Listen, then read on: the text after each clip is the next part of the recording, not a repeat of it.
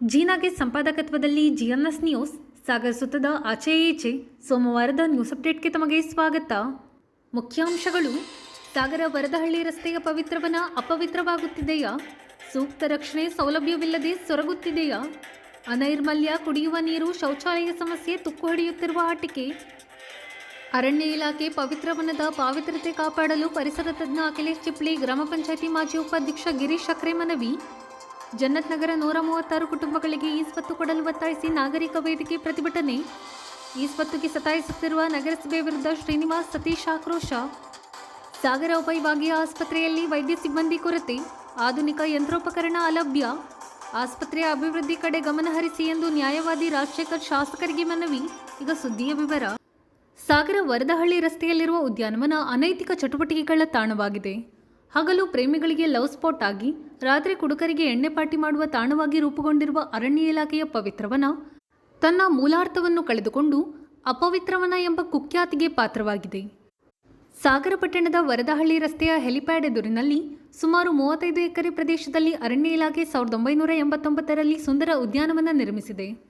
ನಗರಕ್ಕೆ ಹೊಂದಿಕೊಂಡಂತೆ ಎಡಚಿಗಳ ಮನೆ ಗ್ರಾಮ ಪಂಚಾಯಿತಿ ವ್ಯಾಪ್ತಿಯೊಳಗೆ ಇಷ್ಟೊಂದು ವಿಶಾಲ ಜಾಗ ಸಿಕ್ಕಿರುವುದು ತೀರಾ ವಿರಳ. ಆದರೆ ಪವಿತ್ರವನ ತನ್ನ ಪವಿತ್ರತೆ ಕಳೆದುಕೊಳ್ಳುತ್ತಿದ್ದು ಅನೈತಿಕ ಚಟುವಟಿಕೆಗಳ ಅಡ್ಡ ಆಗುತ್ತಿದೆಯಾ ಎಂದು ಅನುಮಾನ ವ್ಯಕ್ತವಾಗುತ್ತಿದೆ. ಪವಿತ್ರವನ 35 ಎಕರೆ ವಿಶಾಲ ಪ್ರದೇಶವಿದ್ದು ಕೋಟ್ಯಾಂತರ ರೂಪಾಯಿ ಖರ್ಚು ಮಾಡಿ ವಿವಿಧ ಸೌಲಭ್ಯಗಳನ್ನು, ಮಕ್ಕಳ ಆಟಿಕೆ, ಪುರುಷರಿಗೆ ಮಹಿಳೆಯರಿಗೆ ಓಪನ್ ಜಿಮ್, ಶೌಚಾಲಯ, ಜಲಪಾತ ಇನ್ನಿತರೆ ಮಾಡಲಾಗಿದೆ. ಶನಿವಾರ, ಭಾನುವಾರ ಮತ್ತು ರಜೆ ದಿನಗಳಲ್ಲಿ ಅತಿ ಹೆಚ್ಚಿನ ಜನರು ಪವಿತ್ರವನಕ್ಕೆ ಬರುವುದರಿಂದ ಅವರು ಕುಳಿತು ವಿಶ್ರಮಿಸಿಕೊಳ್ಳಲು ಆಸನ ವ್ಯವಸ್ಥೆ, ಸಂಜೆ ಬೆಳಗ್ಗೆ ವಾಕಿಂಗ್ ಮಾಡಲು ವಾಕಿಂಗ್ ಪಾತ್ ನಿರ್ಮಿಸಲಾಗಿದೆ. ಸದ್ಯ ಇದ್ಯಾವುದೂ ನಿರ್ವಹಣೆ ಇಲ್ಲದೆ ಹಾಳಾಗುತ್ತಿದೆ. ಸದ್ಯ ಪವಿತ್ರವನದ ಶೌಚಾಲಯ ಗಬ್ಬು ನಾರುತ್ತಿದ್ದು ಮನುಷ್ಯರು ಹೋಗಲು ಆಗುವುದಿಲ್ಲ. ಕುಡಿಯುವ ನೀರಿನ ಸೌಲಭ್ಯವಂತೂ ಇಲ್ಲವೇ ಇಲ್ಲ. ಓಪನ್ ಜಿಮ್ನ ಅನೇಕ ವಸ್ತುಗಳು ಉಪಯೋಗಿಸಲು ಬಾರದೆ ತುಕ್ಕು ಹಿಡಿದು ಹೋಗಿದೆ. ಮಕ್ಕಳ ಆಟಿಕೆಗಳು ಸೂಕ್ತ ನಿರ್ವಹಣೆ ಇಲ್ಲದೆ ಹಾಳಾಗುತ್ತಿದೆ.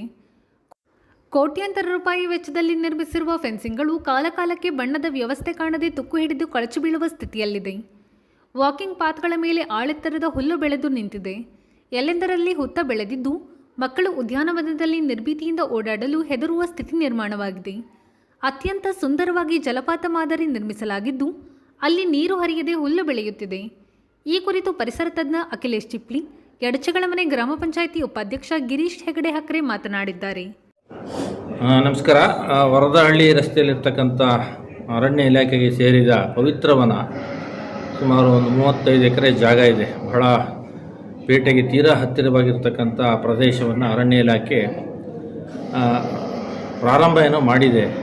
ನಿರ್ವಹಣೆಯ ಕೊರತೆಯಿಂದ ಸೊರಗ್ತಾ ಇದೆ. ಅದು ಯಾಕೆ ಹಾಗಾಗ್ತದೆ ಅನ್ನೋದಕ್ಕೆ ಇಲಾಖೆಯೇ ಉತ್ತರ ನೀಡಬೇಕು.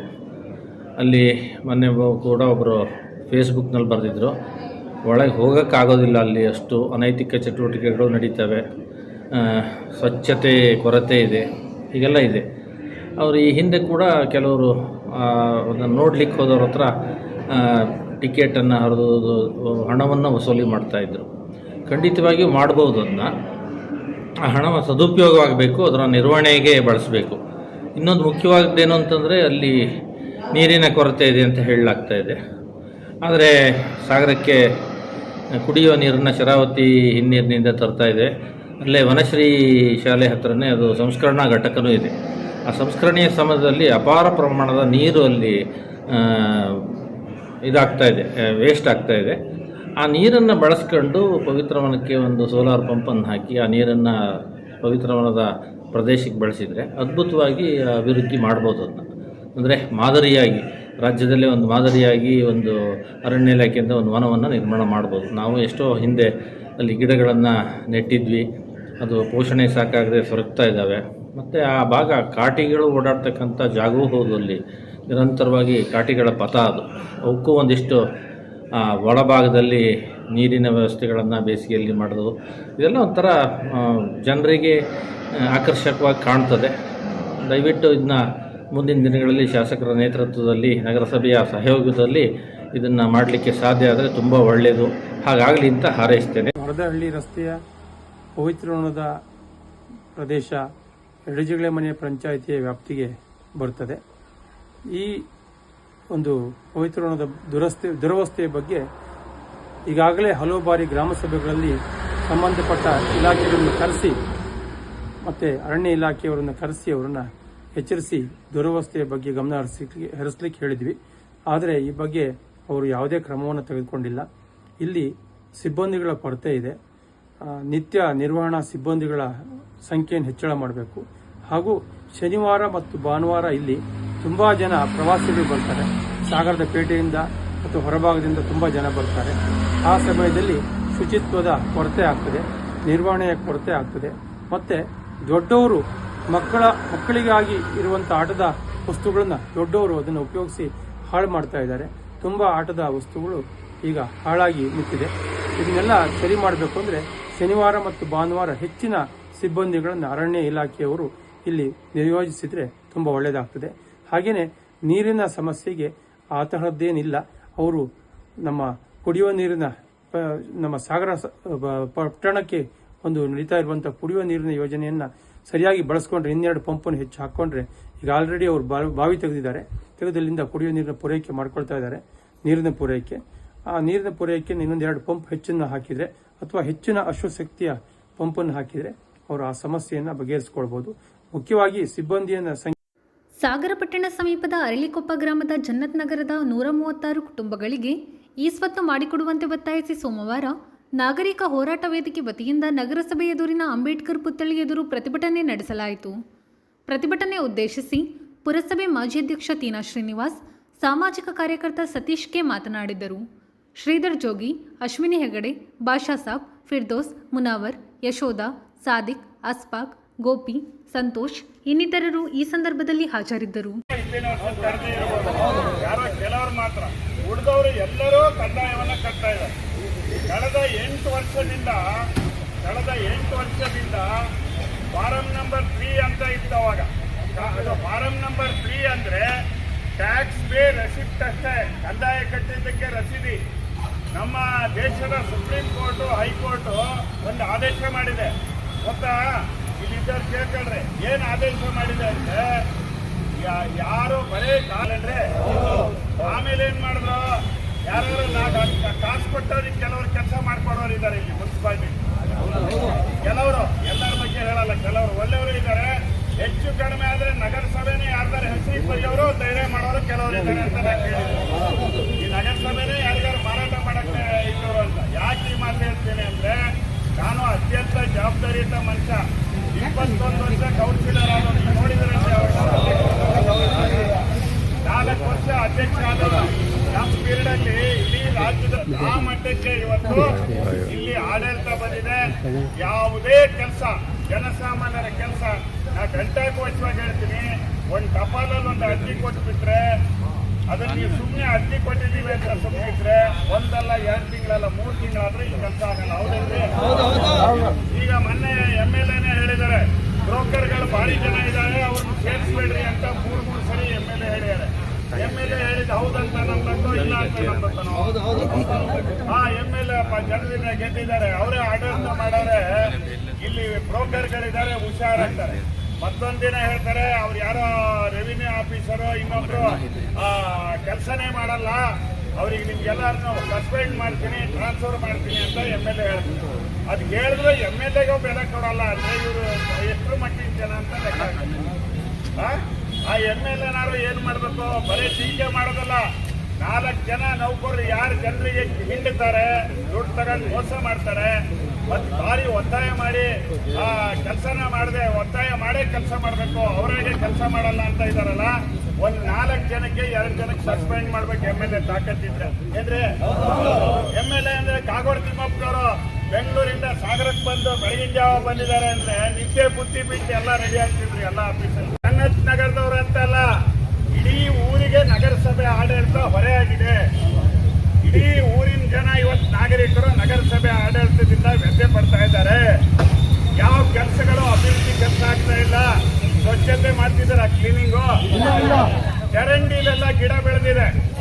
ಅವನು ಯಾರೋ ಮದನ್ ಮೋಹನ್ ಯಾರೋ ಒಬ್ಬ ಇದಾನಪ್ಪ, ಪರಿಸರ ಇಂಜಿನಿಯರ್ ಅಂತ. ಅವ್ನು ಯಾತಕ್ರಿ ಬರ್ತಾನೆ? ಪರಿಸರಕ್ಕೆ ಒಬ್ಬ ಇಂಜಿನಿಯರು ಅವ್ನು ಇಡೀ ಪರಿಸರನೆಲ್ಲ ಸ್ವಚ್ಛ ಆಗಿರೋದಕ್ಕೊಬ್ಬ ಅಧಿಕಾರಿ ಅಂತ ಸರ್ಕಾರ ನೇಮಿಸಿದೆ ಇಂಜೂರಿಗೆ. ಅವನಿಗೆ 75,000 ಸಂಬಳ ಇರಬೇಕು. ಒಂದಿನ ಗಟ್ಟಿಯಾಗಿ ನಿಂತು ಇಡೀ ಊರು ಕ್ಲೀನ್ ಮಾಡಿಸಲ್ಲ. ಚಾಮರಾಜಪೇಟೆಯಲ್ಲೇ ನೋಡ್ರಿ, ನಾವೆಲ್ಲ ಅವಾಗ ಗ್ರಿಲ್ ಹಾಕಿ ಅದನ್ನೆಲ್ಲ ಫುಟ್ಪಾತಲ್ಲಿದ್ದವ್ರು ಇದೊಂದು ರೋಡಲ್ಲಿ ತೆಗೀರಿ ಅಂತ ಹೇಳಿ ಮಾಡಿದ್ರೆ ಅದ್ರೊಳಗೆ ಪೂರ್ತಿ ಬಾಟ್ಲಿ ಕಸನೇ ಇಲ್ಲ. ಕೆಳಗಡೆ ರೋಡ್ ಓಡಾಡಂಗಿಲ್ಲ.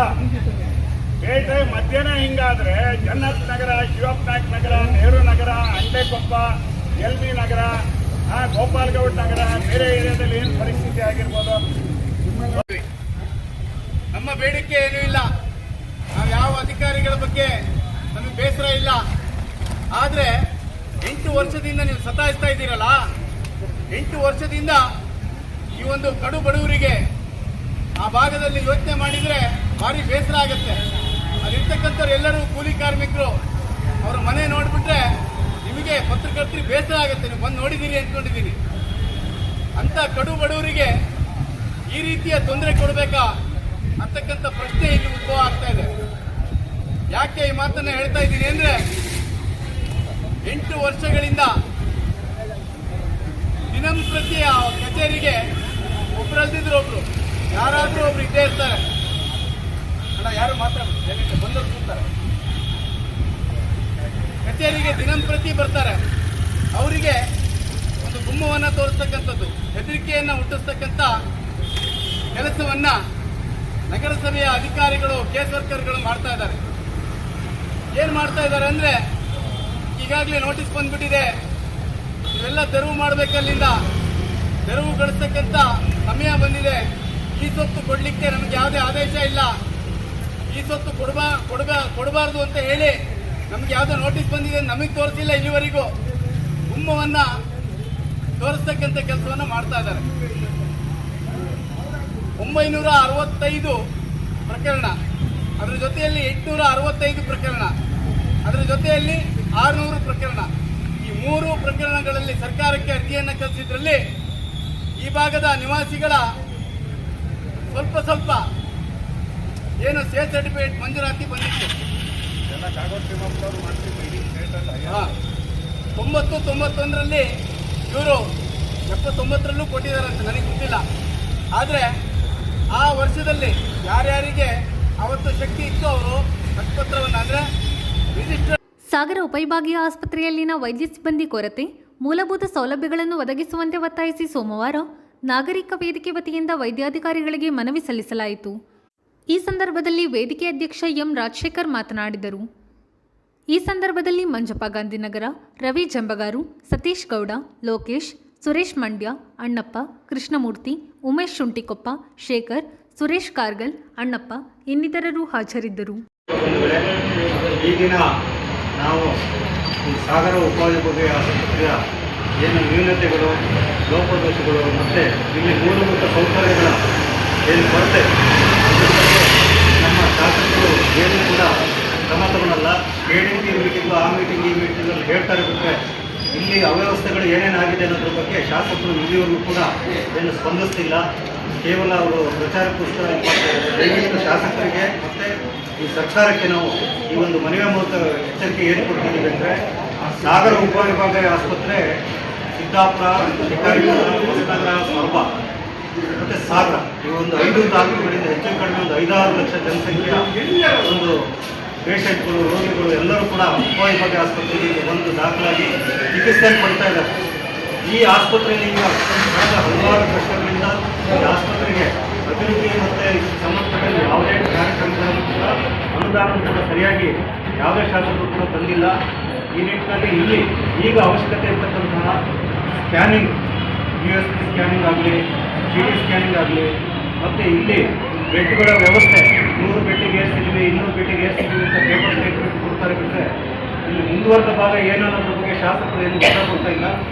ಅದಕ್ಕೆ ತಕ್ಕಂಥ ಅಧಿಕಾರಿಗಳು ಸಹ ಇದ್ರ ಬಗ್ಗೆ ದಿವ್ಯ ನಿರ್ಲಕ್ಷ್ಯವನ್ನು ತೋರಿಸಿದ್ದಾರೆ.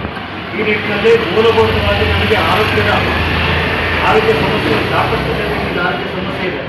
ಕೇವಲ 170-75 ಜನರಿಗೆ ಆರೋಗ್ಯ ಸಮಸ್ಯೆ ಇದೆ. ಈ ಆಸ್ಪತ್ರೆಗೆ ಬಂದರೆ ತಕ್ಷಣ ಒಂದು 4 ಗಂಟೆಯಲ್ಲಿ ನೀವು ಶಿವಮೊಗ್ಗ ಹೋಗ್ರಿ, ಮಂಗಳೂರು ಹೋಗ್ರಿ, ಮಣಿಪಾಲಿಗೆ ಹೋಗ್ರಿ, ಇಲ್ಲಿ ಸಾಯ್ಬೇಡಿ ಅಂತ.